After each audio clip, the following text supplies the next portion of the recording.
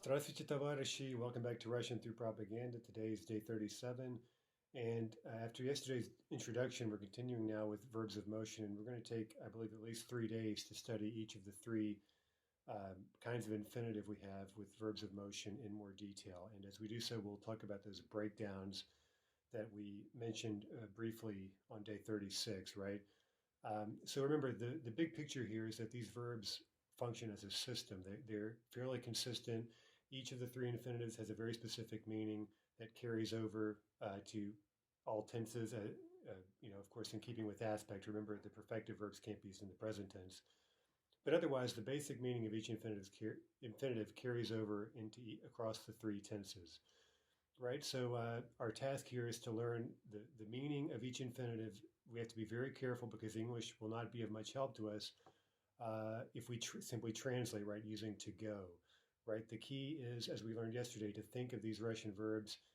If we do insist on translating them at all, we need to kind of unpack them using keywords, right?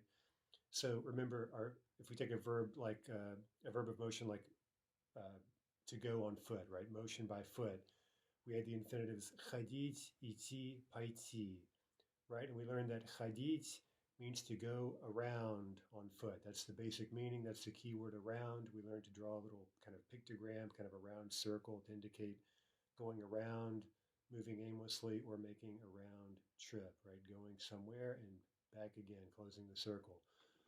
The second infinitive et, that's a determinate verb, meaning we have a sense of kind of directionality or making progress. And so our keyword for et was underway, right? So et, a very precise unpacking of that verb is to be underway on foot. Um, Finally, paiti is the perfective verb that means to set out or set off on foot, right? Our little pictogram was a vertical line to suggest someone is stationary, and then all of a sudden, right, off they go. They've set off, they've headed off for a destination. And as we discussed briefly, on a practical level, we often assume when we hear that verb that the person not only set out for the destination, but that they made it there, right? But again, we just to be careful to stress that verb never conveys that for certain, right? It's just an assumption that the listener often makes on an everyday basis.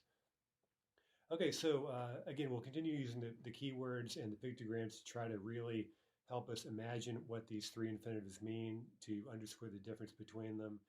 Um, and remember, this really is a kind of a mental exercise. You get this a lot with Russian or any foreign language, right, where you have to really try to kind of see the world, in this case, understand motion in terms of Russian categories, right? So again, we really have to get away from the English, and that can often be easier said than done.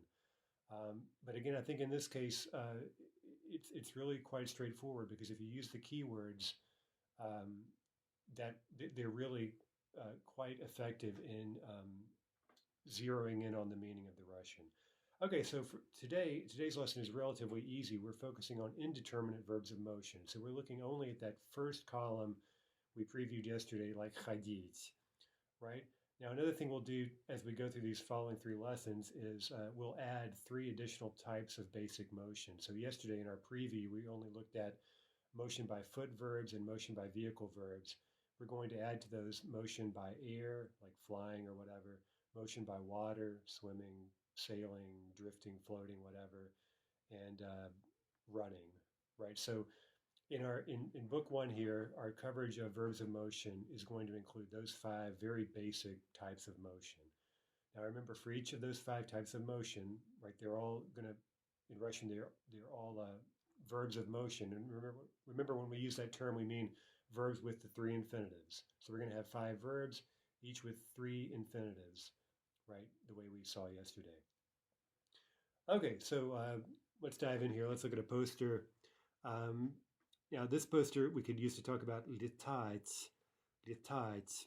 Now, we haven't seen the verbs for flying yet, but летать is the indeterminate verb to fly, right? So if we unpack that, we could say that летать means to fly around, right? To fly around.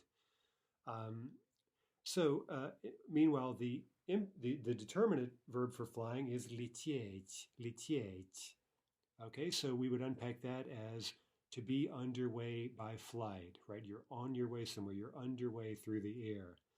So if we looked just at this poster as a kind of snapshot of action, we would use the verb letiet, right? We could say on letiet because he's clearly on his way somewhere, right? You see the motion lines and he's clearly flying, racing through the air, and we can assume that he's on a mission or something. And that's sort of what we're seeing here in this snapshot. Now, if we were to pull away, so to speak, from this moment in time and maybe get an extended shot where we see more of what he's actually doing, then we would feel safer about choosing a motion verb, right? If he continued along one path where it's very obvious that he's on his way somewhere on a mission or whatever, then we would use letiet, right?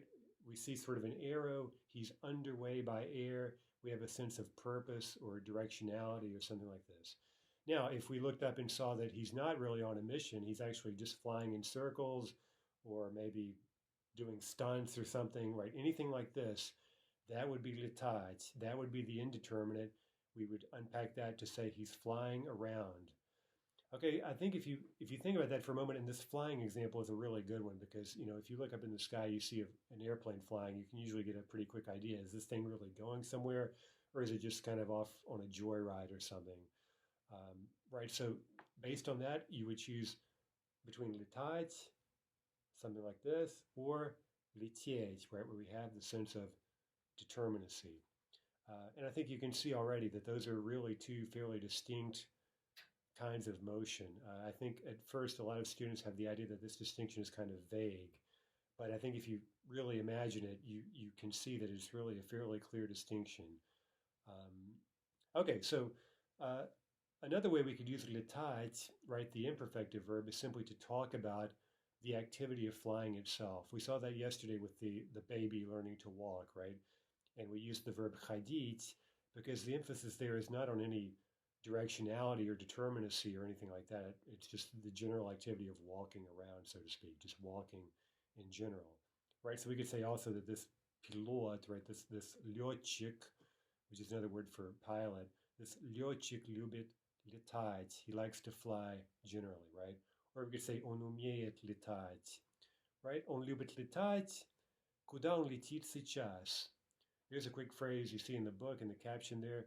Он любит летать. That's the general activity. He likes to fly. But then we ask more specifically in this moment, куда он летит, right? To where is he underway by flight, right? The poster sure looks like he's on his way somewhere. And so we can ask, куда он летит, right? Now, I'll give you one more example that's not in the book. What if we wanted to ask, maybe he's a pilot who makes, he flies to different destinations or whatever. Then we could say, куда он летает, right? Meaning, to where does he make round trips by flight, right? What destinations does he fly to on a regular basis? And we can imagine this kind of series of, rounded, completed round trips, right? Куда он летает. Okay, one more poster. Учитесь плавать. There's an imperative, learn to swim. Learn to swim, everyone. And again, плавать, that's the new verb for us. That's the indeterminate for motion by water, which would usually mean swimming, but it can mean going by boat or floating or anything else, any kind of motion by water. Okay, so let's zero in now on the indeterminate verbs. That's really our main topic today. Remember the key word is around, and our pictogram is a little circle, maybe with an arrow on it. So let's look and break down more carefully the possible meanings of indeterminate verbs like chadit. Well, they can describe the activity itself, as we just saw. Ребенок уже умеет ходить. Or я люблю бегать в парке, right? I'm a runner. I like to jog. I like to jog in the park. That's just a general activity. That would be indeterminate. Okay, it can also describe going in circles, right? Almost literally going around, right? Walking in circles or back and forth, right? Он 2 часа ходил по комнате. He walked around the room for 2 hours. Or we could say maybe in English, he paced the room, or he paced his jail cell or whatever, right? Where you're just walking back and forth. Again, you can think of that as sort of a circle or in a more linear sense, back and forth along the same line. But you can see that we have a lack of progress here, right? There's no clear sense of progress or anything like that. It's clearly indeterminate. Another example, скажите, автобус здесь ходит? Right? Tell me, does the bus run here? Do the buses run here? Or we could think of that in the sense of the English verb circulate, right? Do buses circulate here? Right? We need kind of a general uh, type of motion, right? The buses are making the round, so to speak, right? And we use ходить. Finally, going or wandering around aimlessly, right? A sense of aimlessness. Again, the keyword around captures that pretty nicely in English. Мы долго ходили по городу. We walked around the city, right? We were going around the city on foot for a long time. It sounds like they're strolling. They're not really on their way anywhere in particular. Or if we're moving by vehicle, я целый месяц ездила по России. I was going around by vehicle, right? Я ездила. I was traveling around Russia by vehicle for an entire month. Okay, so let's look now at the following page, and we see here the 5 basic types of motion, right? So what we're going to do is we're going to be filling in these tables gradually as we add each consecutive kind of infinitive, right? Today we're just revealing the indeterminate infinitives, and we're seeing how to conjugate these verbs, right? So let's look at those, right? Ходить and ездить, as we mentioned yesterday, are e-verbs, right? So nothing really unusual about their conjugation. Let's just read through them. Ходить results in хожу, ходишь, ходит, ходим, ходите, ходит, and the imperative ходи, right? Ездить, to go around by vehicle, gives us езжу, ездишь, ездит, ездим, ездите, ездит, and the imperative езди. It's rather not heard very often, I have to say. Okay, anyway, now our new verbs, which we didn't preview yesterday, going by ear is летать, лететь, полететь. Okay, but today we're really concerned with the first one, летать, to fly around, right? To go around by air. That's an I verb, so very easy. Летаю, летаешь, летает, летаем, летайте, летают. Or the imperative летай. Плавать is the indeterminate for going by water. Плаваю, плаваешь, плавает, плаваем, плаваете, плавают. Or the imperative плавай. Okay, that could be any type of motion through water, right? So this could mean swimming, sailing, drifting, floating, anything you can imagine that you would do via water. Okay, finally, running. Бегать, бегать is our indeterminate infinitive. That's another I verb. So you see these indeterminate verbs are very easy to conjugate. Now tomorrow we'll have our hands full with the determinate ones, right? But for now this is very easy. Бегаю, бегаешь, бегает, бегаем, бегаете, бегают, and the imperative бегай. Okay, let's translate a few sentences. And for now, our choice of motion verb is quite simple because we're just focusing on the indeterminates, right? So our main task really is just to choose the appropriate type of motion. So this is relatively easy. So let's look at this. She loves to swim in the pool. Okay, swimming, that's obvious. Она любит плавать где? В бассейне. Right, there's our prepositional telling где. Она любит плавать в бассейне. Okay, let's imagine as we're doing these, why is the indeterminate infinitive appropriate here, right? Well, this is just a general activity. She likes to swim. That's going to be indeterminate плавать. Number 2, the plane flew around in the sky for a long time. Okay, самолет is our subject.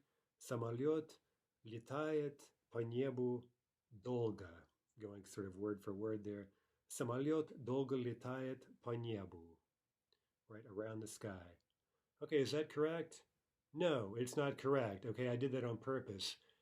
One of the most common mistakes I see in first and even second year, and it's really somewhat baffling, I think I've spoken about it before, is tense. Right, what tense is this sentence in English? The plane flew. Okay, everyone knows perfectly well that's past tense, right? So this isn't some issue where there's a lack of understanding, right? Everyone knows That's a past tense sentence, right? Flew. Okay, number 3, where have you been? Okay, and we're talking to multiple people, so that's going to be вы. Где вы были? Right? Where have you been? Where were you? We've been traveling around Russia. Okay, now in English, that is present perfect. We've been traveling, but you know that's going to translate into Russian as a past tense verb, right? Remember, Russian doesn't have perfect tenses, right? So these people, they're obviously back now, right? And now they're being asked, well, where were you? Right, so that's clearly going to be a past tense verb in Russian because this action is confined to the past. It's no longer ongoing, right? Okay, now if we're traveling around Russia, let's be careful. We would use ездить, right? Because this sounds like a real journey between multiple cities. They're going to have to take a vehicle, right? So that's motion by vehicle, travel. Мы ездили по России. Мы ездили по России. By the way, remember, по takes the dative. We're using that here quite often to describe the path or the space along which or around which we're moving, right? По plus the dative. We'll be seeing that a lot. Number 4, what's that floating around in my beer? Okay, this is one of many kind of real life biographical tidbits that have worked their way into these books, right? Because when I was learning Russian, I'm still learning Russian, right?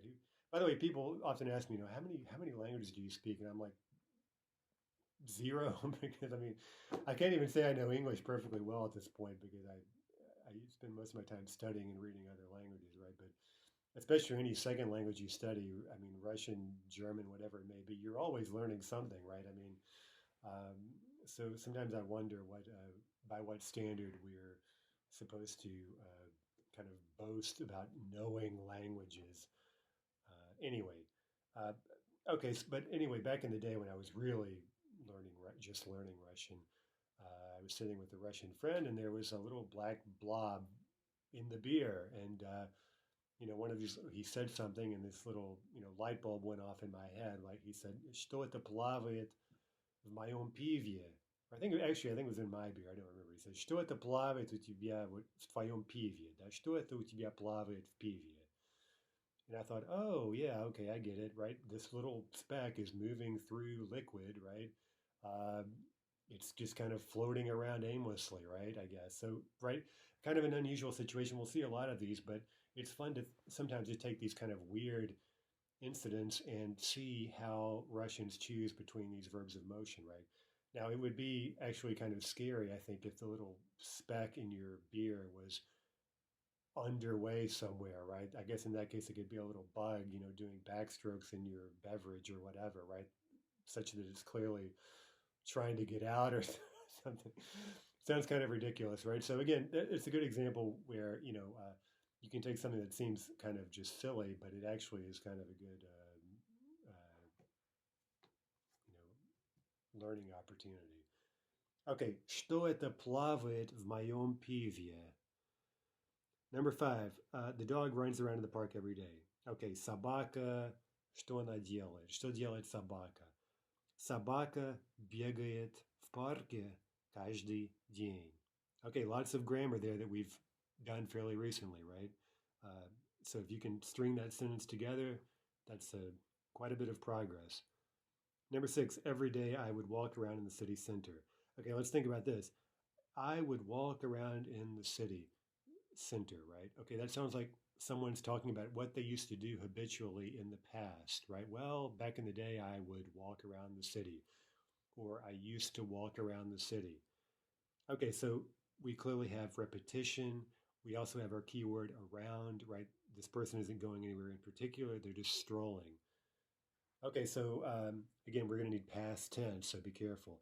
Каждый день я, and we see we have a female speaker, я ходила по центру. Каждый день я ходила по центру. Number 7, a human being cannot fly. Okay, now when we say cannot here, is it that we don't know how to fly or that we're physically unable to fly? Well, I think it's the latter, right? We're physically incapable of flight, right? So we're going to use мочь, right? Remember that kind of tricky verb. Человек не может летать. Человек не может летать. Okay, we would say that that's describing the general activity, right, of flight. Okay, here's a very common пословица "Волка боятся в лес не ходить." And we see it's built off two infinitives.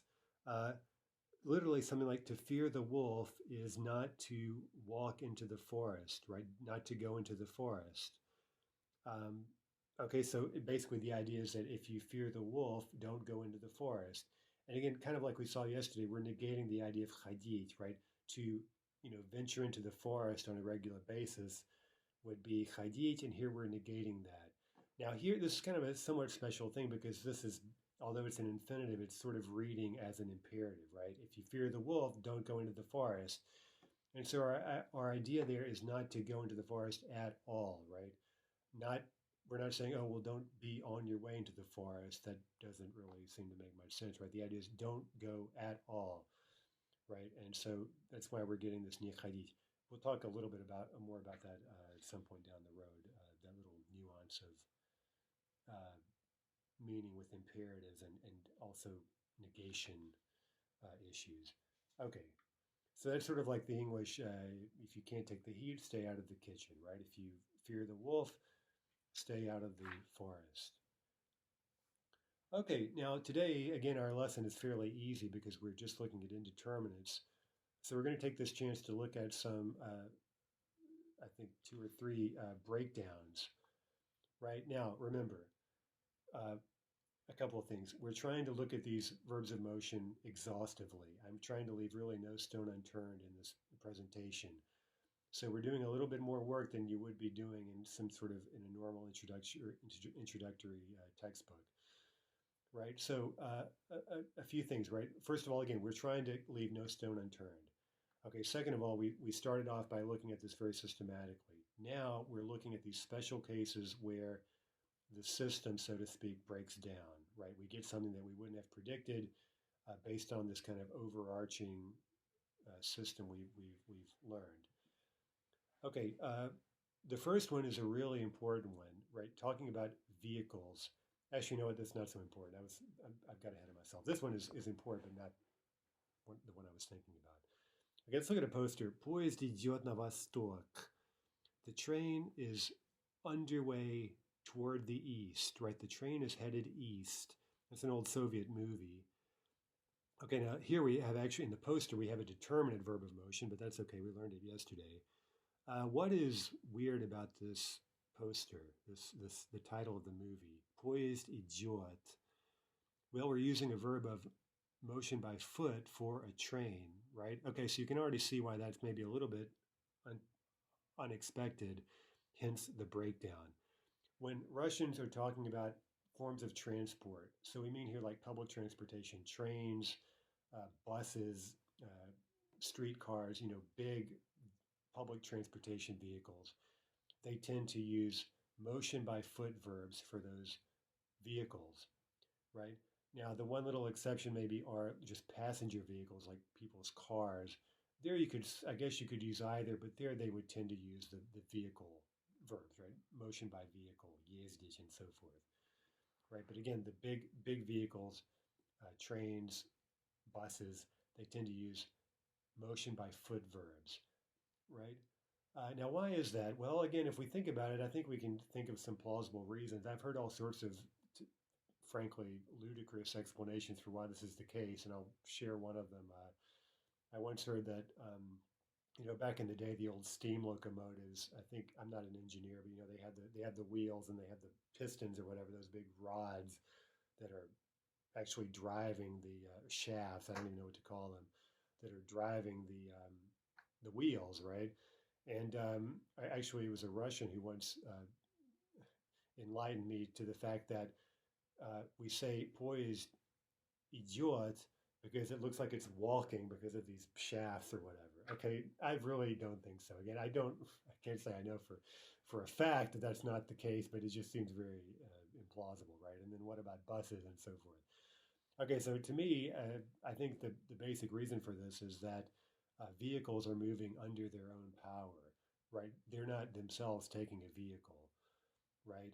Um, so essentially, I think that helps us explain or at least understand why we're using uh, motion by foot verbs to talk about the motion of these big vehicles. Okay, but again, it doesn't really matter why this happened. I don't really know factually how to explain this. In any case, it's maybe a little inconsistency. Remember again that if we're talking about cars, we usually would use motion by vehicle verbs. So again, you see why we're calling this a breakdown. It's just not consistent. It's a little bit tricky. So what we have to do is we have to just kind of narrow down this little special case and think of it separately from this beautiful, elegant system we learned yesterday. Okay, so let's look at some examples. Enough chit chat. Автобусы здесь ходят, right? We saw that example already, right? Do buses circulate here, right? Do they run here? Just the general kind of repeating round trip motion. But again, the point here is that we're using motion by foot, right? We're not asking автобусы здесь ездят, but rather ходят. Okay, would it be a cardinal sin to use ездить here? No, I mean, everyone would understand what you mean, but again, we're just talking about what Russians usually say. Okay, another example, this is a fairly common one, right? If you're at the train station and you're waiting for your train to pull into the platform, or maybe you're greeting someone, right? Поезд идет, just like in the poster, right? Смотри, наш поезд идет. Here it comes, it's on its way. And now imagine why we're using the determinate verb there. Well, if we're imagining the train going along a track, right, and it's pulling into its destination, or it's on its way somewhere, it's underway, that's determinate. Okay, now, of course, if we're talking not about the vehicle itself, what it's doing, but what we're doing on the vehicle, then of course we would use motion by vehicle, right? If we're passengers and we're taking the bus or the train or whatever, then of course we would use motion by vehicle verbs. Мы ездим на автобусе. Мы едем на поезде. Right? We travel by bus. We go around by bus, describing round trips, daily habits, whatever the case may be there. And then мы едем на поезде. Let's unpack that. What does it mean? We are underway by train, right? We're on our way somewhere. We are on a journey right now, right? So again, you're seeing how if we use the keywords to unpack these things, we can get a very clear idea of what the Russian's telling us. Okay, so let's talk now about taking vehicles, right? We already looked at that.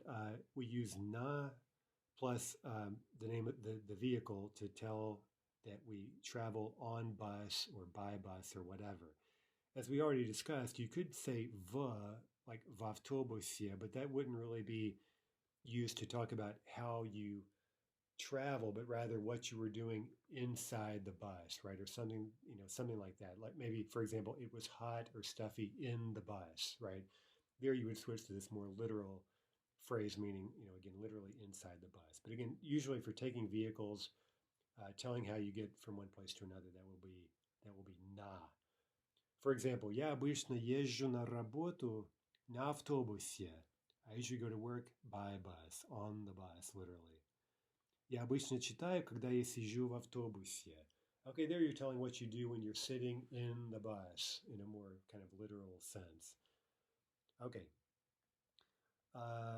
Я никогда не езжу на автобусе. I never travel by bus, right? I never go around on the bus. Right now, again, if we're specifying the form of transportation, the vehicle, then we would use the emotion verb for traveling on that vehicle. But remember that if you're going on foot, you would use ходить, right? You would use the motion by on foot verb. And to make that perfectly clear, and we'll see more about this in a moment, but to make perfectly clear that you are literally going on foot, you can throw in a little adverb пешком, which just simply means on foot. Now note, again, that is an adverb. That means that word is never going to change its form. So you would never say something like на пешком. I get that sometimes on homeworks, right? На пешком. That doesn't make any sense grammatically. And also, пешком isn't a vehicle, it's just an adverb, right? It means you're going on foot. For example, я всегда хожу пешком. I always go around on foot. I get around on foot. Okay, so let's practice some of these prepositional case phrases to tell on what we travel. Let's watch out because some of these will be foreign borrowings that are indeclinable, as we learned a few days ago. Okay, я обычно езжу на, right, blank. Okay, let's go through these fairly quickly.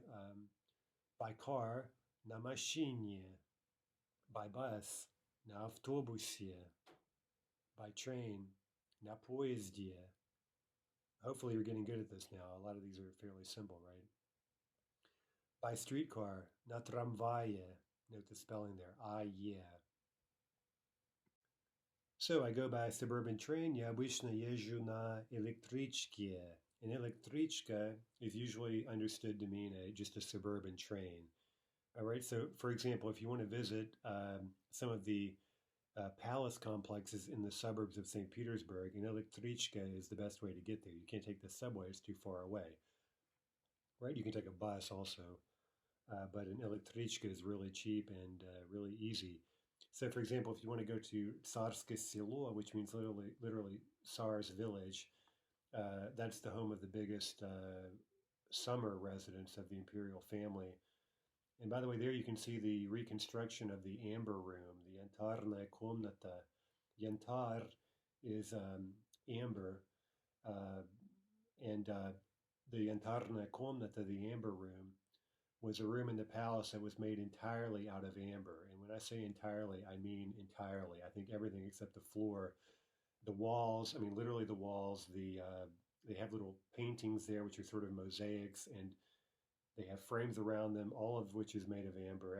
Everything's made of amber. So as you may know, that palace was one of several that were looted and completely destroyed by the Nazis and were rebuilt after World War II. And the fate of the original Amber Room is one of the enduring mysteries of World War II. No one, as far as I know, has yet figured out what happened to it. Every once in a while, you'll see a report that someone thinks, oh, they found the Amber Room. You know, it's in some tunnel, secret train tunnel somewhere in a German mountain or something kind of crazy like that.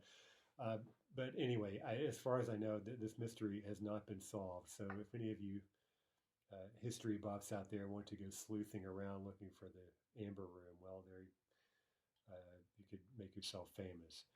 Okay, so anyway, when they rebuilt the palace, the Russians, they rebuilt a perfect replica of the Amber Room, and it's all made out of amber. So that's definitely a highlight when you're touring the palace complex there at Tsarskoye Selo.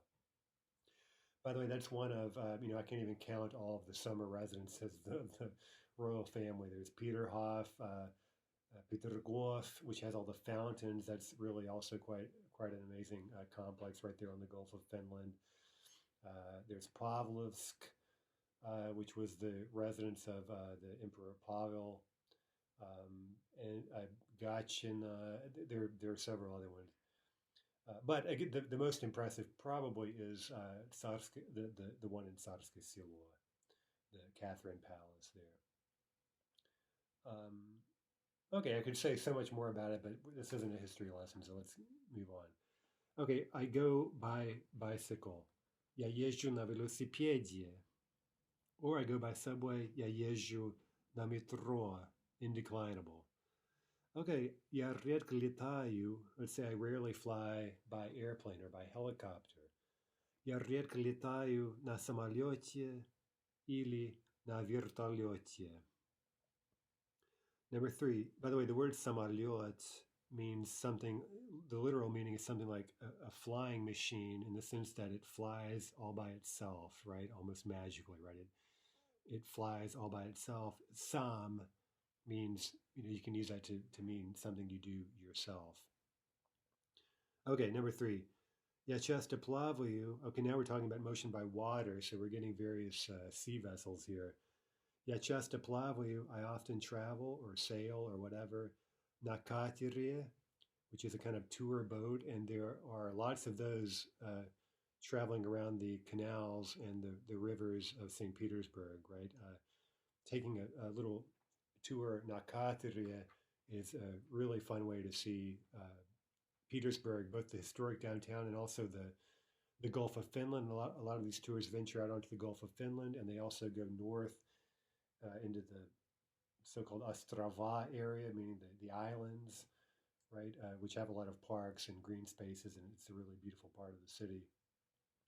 Anyway, a big boat would be a karaבל, right? That's sort of a larger sea vessel, like a sailboat or something of that nature. Na korablia, that's an in-stress noun. Я часто плаваю на корабле. On a yacht, na яхте, or on a boat, like a little rowboat or something smaller. На лодке, на лодке.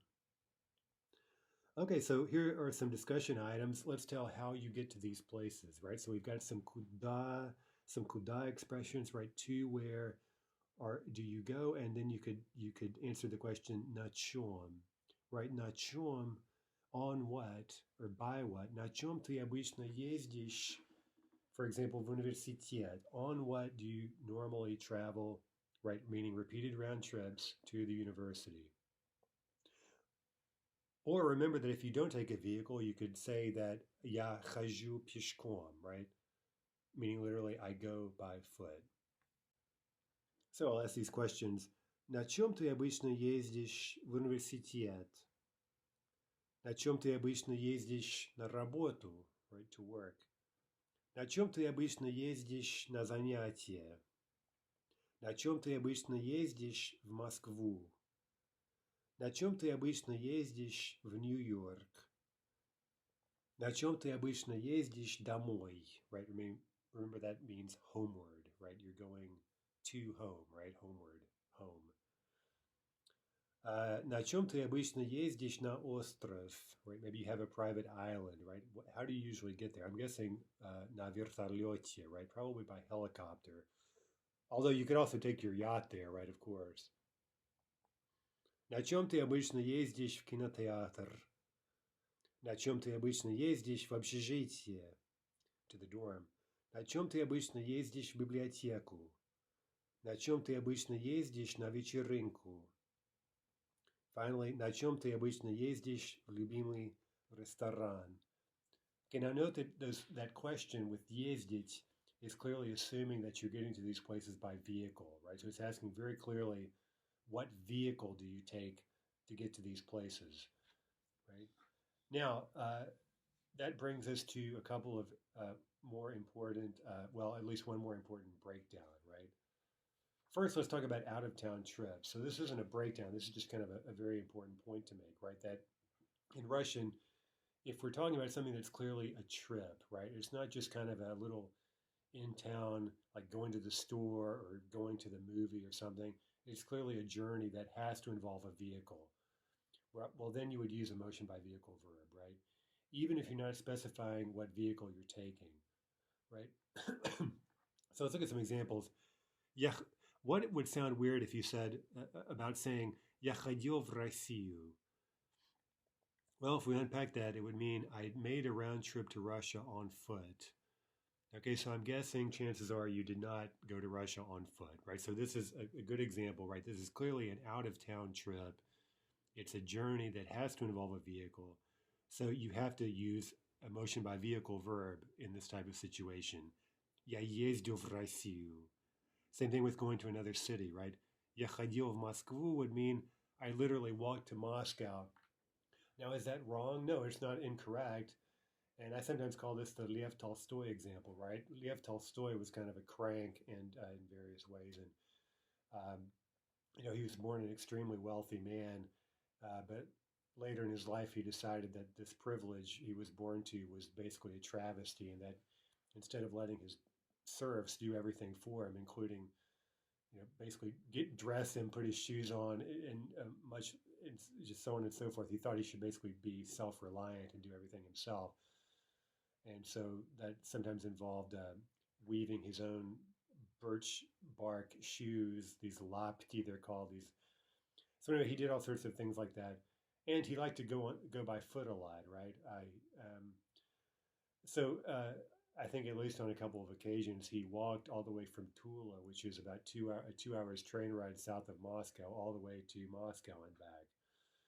Okay, so if you obviously if you're literally doing that, you're walking from one city to another literally, then of course you would use hadith, right? But I'm guessing most of us are not Lev Tolstoy.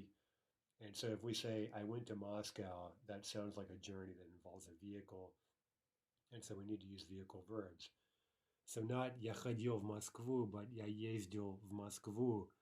Another common example is the dacha. Now remember, the point of a dacha is that it's outside of town. It's out in the countryside somewhere. So you would only say я ходил на дачу if, for whatever reason, you literally walked to the dacha, right? But again, most of the time that would imply a journey from the city out into the countryside. And so you'd be much, much more likely to hear я ездил на дачу.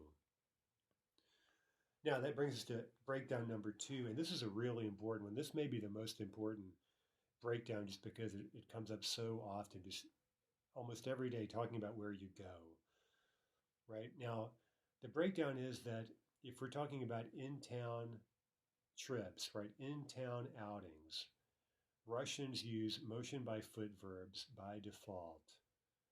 Okay, so let's think about that. We just saw that if we're clearly implying an out-of-town journey, right, a journey to another town, to somewhere outside of town, to another country, all of those would call clearly for motion by vehicle verbs. But let's think about inside in town, right? Well, a lot of Russian cities are quite large, and let's say if you live in Petersburg or Moscow, and you say something like, I went to the theater, well, the chances are very high that that literally involved going by vehicle, right? The subway, the bus, whatever it may be, right? But although that may be true, again, for in-town outings, Russians use motion by foot verbs by default. All right, so let's look at some examples. Я иду в театр. I am underway to the theater. Again, that is our default way of saying I'm on my way to the theater, regardless of how you're getting there, right? Right, so it's sort of like in English saying I'm going to the theater. Again, somewhat vaguely, much like the English is, in the sense that this could mean literally going by vehicle, but we're not specifying that. Я иду в театр is our default, right? Using motion by foot verbs. Other examples. Я часто хожу в театр. I often go to the theater, right? You often make round trips to the theater, and this is a motion by foot verb. И сегодня пойду. I'll go there today too, right? I'm going to make a trip to the theater today too. And again, we're using пойду, which is a motion by foot verb. Okay, so would we ever use motion by vehicle verbs for in-town outings? Yes, of course we would, right? In a couple of instances, if we're emphasizing the fact that we're taking a vehicle to the theater or wherever it is we're going, right? So if it's an in-town outing and it isn't just a kind of general kind of neutral statement of, I went to the theater. What if we wanted to say, sort of like in English, I drove to the theater, right? Where we're stressing, for whatever reason, the fact that we needed a vehicle to get to the theater. Well, then we would in Russian use ездить, right? So that's not really the default situation. It's a more specific situation where we're emphasizing that we took a vehicle to get to the theater. Now, of course, if we name the vehicle and say, я blank в театр на автобусе, right? Well, again, now we're emphasizing not just simply going there, but that we took a bus to get there, right? We're specifying the means of transport. That would call for a motion by vehicle verb, right? So, for example, я еду в театр, we could sort of unpack that as I am underway by transport to the theater. I'm underway by vehicle to the theater. Right, so we imagine someone on the subway, on the bus, whatever it may be. They haven't specified that. Now, the second example, я еду в театр на автобусе. I'm on my way by vehicle to the theater, and now we specify the type of vehicle on the bus. Okay, so I would really circle that breakdown. Again, I think if I were ranking these, I would say that is the most important one because it comes up constantly. Right, so be sure and study those examples and watch out for these in-town outings as we continue to work on examples, right? And remember, we're going to use motion by foot verbs as our default for those in-town outings. Okay, let's look at some more examples with indeterminate verbs, right? Remember, going around, that it can also describe making a round trip. We talked about that yesterday. So let's look now at several more examples. Remember, we're trying to clearly lay out pretty much every possible use of each of these verbs, right? And our first set of examples involve single round trips, right? So chadit, as we discussed, means to go there and back again, right? We're closing the circle. We've completed a round trip, as we say in English. So remember, we use the keyword around, but depending on the context, that could mean a round trip, right? So either of those keywords may come in handy. Let's just look at some examples. Я ходил в театр. I went to the theater. We unpack that. I made a round trip to the theater. I completed a round trip to the theater. Or я ездил в Россию. I went to Russia.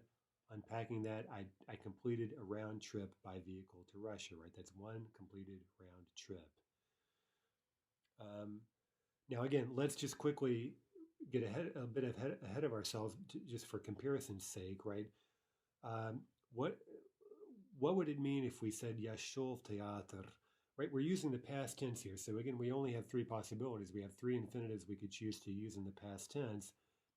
As we mentioned yesterday, the distinctions between these three infinitives usually becomes really clear if you look at all three examples, right? So in the past tense, we could use all three verbs. What would it mean to say Yashov Theater?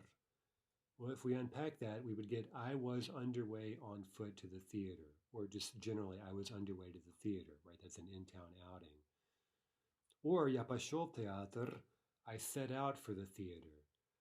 Okay, now note how different both of those are from Я ходил в театр, which is I made a round trip to the theater, right? So it doesn't take much thought to realize those are completely different types of motion. And so again, when we compare the three possibilities, I think that really comes clear. Now, let's remember that these indeterminate verbs are imperfective. That means that they can describe repeated action. Now, it may strike you as this question comes up sometimes. When we hear that chadit can mean to complete a round trip, students often ask, well, that sounds like a perfective verb, right? This idea of completion, we usually associate that with perfective verbs, right? Well, first of all, remember that we're talking about these verbs of motion, so they're peculiar. They're really quite unusual. And, it's just kind of a peculiarity of their usage that this imperfective verb chadit can describe a single completed round trip. But at any rate, a verb like chadit can describe one round trip, but because it's imperfective, it can certainly describe multiple, repeated actions. Right? In this case, that would mean multiple round trips. Okay, so let's look at more examples. Я хожу в театр. Look at that present tense verb. Now that can't mean a single round trip, right? Because this is still an ongoing present tense action. So if we use one of these verbs in the present tense, it automatically implies repeated round trips, right? What you are doing or what you do by habit, right? Я хожу в театр. I take round trips to the theater. Я езжу в Россию. I take repeated round trips by vehicle to Russia. I go to Russia, right, as a habit. Now let's look at the past, again, revisiting this issue. Я ходил в театр. Now let's look at that sentence very carefully. I've given you zero context here just to bring out a point, right? That could mean either one round trip to the theater or repeated round trips to the theater, right? Because remember, this chadit verb is imperfective, so it could mean repeated round trips. So the only way to know if this is one round trip in the past or multiple round trips in the past would be to have more context, right? For example, if we threw in an adverb that suggests repetition, right? Like часто, я часто ездил, я часто ходил в театр, I often went to the theater, or I would often go to the theater. That clearly is describing repeated multiple round trips. Another example, я ездил в Россию. Well, that can mean you completed one round trip to Russia, or you used to go to Russia, right? Multiple trips, right? Could be either. Okay, so of course, if we throw in a bit of context, the distinction could be very clear. Я ходил в театр вчера. Well, yesterday, we assume you only went to the theater once. That sure sounds like a single completed round trip in the past. But if we have an adverb or whatever that describes repetition, я часто ездила в Россию, that would mean multiple round trips, right? I often made round trips to Russia by vehicle. I would often go to Russia. Okay, that brings us to our third and final breakdown for today, future round trips. Okay, we're going to have to kind of file this away for day, I guess it'll be 39 when we get to perfective verbs of motion. For now, the point to be made is that if we use a verb like ходить or ездить, right, an indeterminate verb in the future tense, it automatically describes repeated round trips, right? So note that that's different from the past tense that we just saw, right? If we say я ходил в театр, we just learned that that could mean I went to the theater like yesterday, one time, right? One round trip. Or I would go to the theater habitually, repeatedly. It could mean either of those things in the past. But in the future, we say, for example, я буду ходить в театр. That automatically, unambiguously means I will make multiple trips to the theater. I'll be a theater goer, or however you would like to translate that. Or if you say я буду ездить в Россию, that automatically, unambiguously means you will travel repeatedly to Russia. You will make repeated round trips to Russia. Okay, so the point here really is that we can't use ходить to describe a single trip in the future, right? Okay, how will we do that? We're going to use the perfectives, right? So we will say я пойду в театр, or я поеду в Россию, meaning I'll make one trip, including one round trip to the theater or to Russia. Essentially, the perfective verbs are the only way to talk about one trip in the future. Right, so that's also fairly important. It won't come up quite as often as breakdown number 2, but this is also a fairly important little detail. Okay, finally, let's talk a bit about movement within a space. This is another question that comes up in terms of our где, куда, откуда distinctions, right? We talked yesterday or a couple of days ago about how if you're going to the park, for example, well, that's a куда expression, right? Я хожу в парк, right? I go, I make repeated habitual trips to the park, в park.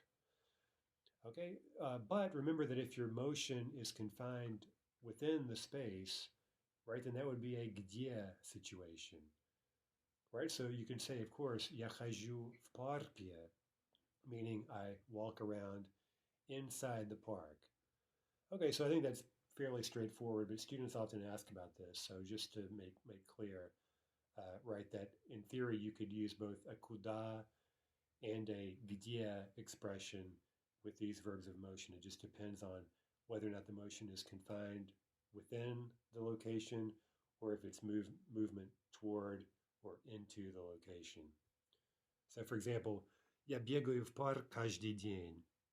Okay, that's accusative, that's a куда expression. I run to the park. Our second example, я бегаю в парке каждый день. That's a где expression, right? With the prepositional case, в парке, I run around or I jog in the park every day.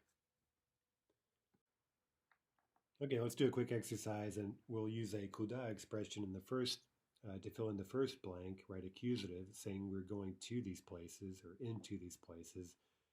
And then we'll say where we were.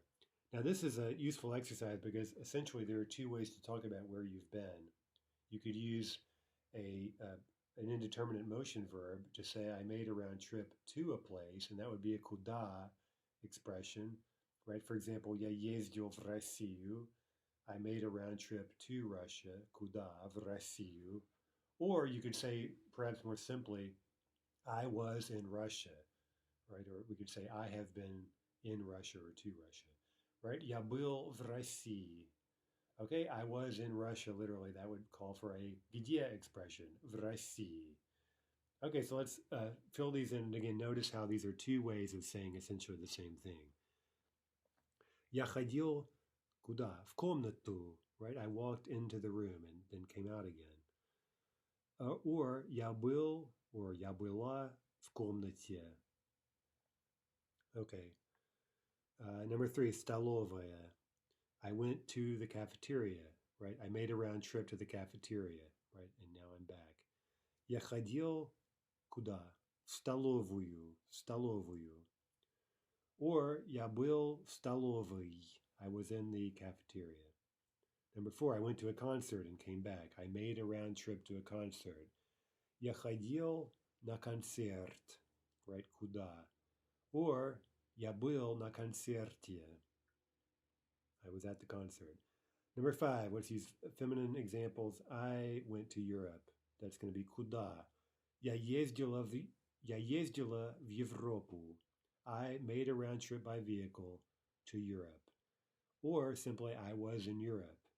I've been to Europe. Я была в Европе. Number 6, I made a round trip by vehicle to Petersburg. Я ездил в Петербург. Or я был где? В Петербурге. Number 7, I went to a party. Я ходила на вечеринку. Or I was at the party. I was at a party. Я была где? На вечеринке. Okay, let's string together a few sentences here. This is quite easy to say. Someone went to a certain place on literally a certain vehicle, right? And these are all going to be completed round trips. We're going to use these in the past tense, right? Мой друг летал в Москву на самолете. My friend, and let's unpack these. My friend completed a round trip by air to Moscow on an airplane. Моя сестра ездила куда? В Нью-Йорк на электричке. So she took a local train to New York. She completed a round trip, and note again, she's now back, right? She went there and came back again. Она ездила. Number 3, мой знакомый летал в Россию на самолете. My acquaintance flew to Russia by plane. Now remember, I just translated that somewhat sloppily. Let's be more careful. What did he really do? He completed a round trip by air to Russia. Now he's back. Number 4, моя знакомая, что она сделала? Она плавала в Хельсинки на корабле. She made a round trip by water to Helsinki by ship, right, on a ship. Она плавала в Хельсинки. Okay, number 5, мой отец летал в Москву на самолете. Right, he flew to Moscow by airplane, and he's back again. He's completed a round trip by air. Number 6, мой дядя, remember that's masculine, my uncle, ездил на дачу на велосипеде. Right, he made a round trip to the dacha on his bicycle. Number 7, мой профессор летал в Европу на самолете. My professor flew to Europe by airplane, and now he's back again. He's completed a round trip. Number 8, его подруга, his girlfriend, ездила в город на троллейбусе. Right, she went to the city and came back by trolleybus, by streetcar. Number 9, ее мама ездила в торговый центр на автобусе. Right, her mother made a trip to the trade center or the mall, the shopping center, by bus, and she's back again. Number 10, их соседка ездила в деревню на машине. She drove to the village by car, in her car, and she's now returned. She's back. 11, мы ездили в центр на метро. We journeyed to downtown. We went downtown by subway, and now we're back again. Number 12, они ходили в музей пешком. They went to the museum on foot. Okay, for all those examples, it's really important just to notice that we're talking about completing a round trip. That means for all of these examples, when we say, for example, они ходили в музей, that means they went to the museum and came back, right? So that implies that these people their journey is now over. They're back where they started, right? So again, that kind of thing is very clear in the Russian mind when they hear that type of a sentence. That's the kind of thing that's very obvious. And again, that's a simple example of how if we unpack these or visualize them very clearly, then it should also be obvious to us, right? If we say, они ходили в музей, they went and came back. They completed a round trip and now they're back. They're no longer at the museum. They're not on their way to the museum or anything like that. They are back from the museum. Okay, so we still have 2 days to talk about these verbs of motion, and I think as we continue to go through the remaining two types of infinitives and start comparing all three, then these distinctions will be a lot clearer. But keep practicing these. This is a very tricky topic, and tomorrow we'll deal with what maybe is the most difficult kind of infinitive, right? The determinate. And it's tricky because the meaning is a little bit maybe tricky, although again, if we use the keyword, it really isn't. These verbs talk about being underway. But as we'll see, these are also tricky because they're quite difficult to conjugate. A lot of them are just simply irregular verbs, and so that means we're going to have to do some extra work just simply learn their forms. Okay, until next time, до свидания, товарищи.